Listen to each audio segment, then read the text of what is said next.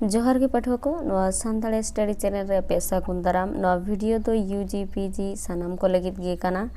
आसोई नवा वीडियो तालाते पे जतो होड़ा गे हेल्प हुआ तो अदो क्वेश्चन सन के बन मांगो कुकली पीओ बोर्डिंग ए लय कादा एवरी सांतल वर्ड में फंक्शन एज अ वर्ब नवा कथा विचार कते लय में तेला ᱧᱩᱛᱩᱢᱟᱱ ᱯᱟᱹᱨᱥᱤ ᱜᱟᱹᱠᱷᱩᱲᱤᱭᱟᱹ पीओ बोर्डिंग सानताड़ी पार्सी तुनखी कते नेल बुटा लेदाय जे सानताड़ी पार्सी रे झोतो परिमाण अड़े कोगे अड़ी सहलेते कनुआ रे उचड़ कते अयत गाबान गानोआ तायम दाराम रेन गाखुड़िया कोगे बोर्डिंग साहेबा नवा रोड आयमा को खंदरोन अकादा उनको गाखुड़िया को हों बोर्डिंग साहेबा सिद्धांत दो अड़ी जोथाते गे मेनते को बतावा कदा ओका लेकारे आयमा लेकान सानताड़ी अड़े को कनुआ लेकाते कमिया ओनागे नोडे गालोच होयेना कुकली रे एमाकान साताम गालोच गोटाय लाहा कनुआ ओका को मेताआ आर ओका लेका कते एटा पार्सी अड़े को कनुआ अरुगान आर ओना अरी बाड़ाय जड़ुरुआ जहाँ अड़ते कमी हुआ से जोटाव रे कथाय फोटेला ओनागे मित कथाते कनुआ को मेताआ सानताड़ी गुणमान लेकाते बिचार कते नेलाकाना एटा पार्सी अड़े को साव ओ आ एत आ ओ कना एमान जेलेत कते कनुआ परिस अड़े रे अरुआ न्यूनुम पार्सी अड़े साव ओ आ जेलेत कते कनुआ रे अरु गानोआ जेलेका ओना दारे दो अड़ी नापाय दारेआ झिपिर झिपिर दा तेगे आपे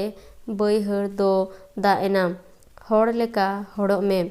पहलो अयत रे दारे न्यूनुम पार्सी अड़े कान रेहों दारे हा कनुआ रे अरुआ काना दोसर अयत रे दा दो न्यूनुम काना मेनखान दा एमा कनुआ रे उचड़ कते अयत गाबाना काना नेलो कान न्यूनुम दो अड़ी सहलते कनुआ रे अरु कते गाबानो काना आर नो नोंका कते उन्युम पारिस अड़े साव आ एना एमान जेलेत कते कनुआ रे अरु गानोआ जेलेका उनको पेड़ा दो उन नेहर कते हो बांग को अपनार लेना उनी दो झोतो हाग गे आकोआ गे जहाँ तिना एम उसदो रेहो हापेन दो इनी गेम हुआ उदू एम अयत रे अपनार आकोआ इनी गे दो कनुआ लगातो कना नोआ गे गुनुन परिस अड़े हो कनुआरी रे लागत गनोआ उनी दो खादान रे कमी कमी ते हेंदे हकाना नासे जड़ी तेगे होड़ो खेत दो हड़ियड़ेना कोड़ा खोन कुड़ी गे उसूला नोआ को अयत रे नेलो काना हेंदे उसूल हड़ियड़ अड़े को दो गुनुन कान रेहो कनुआ रे अरु कते लगातो कना ओनाते बाडायो कना गुनुन हो कनिया लागत दो सानताड़ी रे मिटांग न्यूमान गुणमान कना नोआ रे तनोड़ पार्सी हो अयत रेना गाबान गुनते कनुआ रे लागत गनोआ जेलेका उनी दो जहान कमी गे सुसर लगित बाय लगनोआ आषाढ़ सान दिन दो रिमिल गुडगुडा नई दा अतु दो लेगेम लेगेम नोआ को अयत रेहों लगन गुड लेगेम लेगेम अड़े को दो गुनुन कान रेहों नोडेगे कनुआ लेकाते लगादो कना सानताड़ी कनुआ रिया दाड़े दो गुण गिया लेखा आन अड़े को हों कनुआ रे सदरआ जेलेका उनी रिकिड़ कते हों सानताड़ दो बांको मित लेना कारू दो बिनिट रे तेसारा काना हाना बुरु तला ठेन गे नवा हर दो बारिया हकाना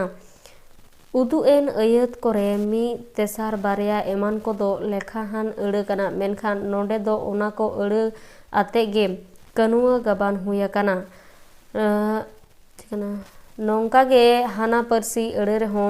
अयत गाबान गढ़ोन ते कनुआ रे लागत गानोआ जेलेका दासाय अक्तो गुरु चेला को हाय हाय को उनी दो हसुते इगु इगु कने दा मेना मुचत को नोडे कनुआ लेकाते लागत अकाना मुचत चेतान रे गालोचेन साताम नापाय लेका तुनगी कते नेल लेनखान बाडायोआ न्यूनुम उन्युम गनन तनोड़ लेका हनाव परिस अड़े को हो अड़ी सहते कनुआ रे अरु कते अयत रे लागत गाना काना नोआते बाडाय काना सानताड़ी पार्सी दो बेरेल हासा लेका गे गढ़न एमो एना उनका के मुठने नाम दाड़ेया विशेष कायते जतो पार्सी अड़े गे कनुआ रे लागत गनोआ नोआ दो सानताड़ी पार्सी रिया अड़ी मारांग गुण मान से भेनेगार काना। वीडियो मुझे तो लहारे लई जहाँ वीडियो फेसबुक रे पे नेलदा उनको तो फेसबुक पेज फॉलो तबन पे और जहाँ यूट्यूब रे पे नेलदा उनको तो वीडियो जस्ती लाइक शेयर और सब्सक्राइब तबन पे।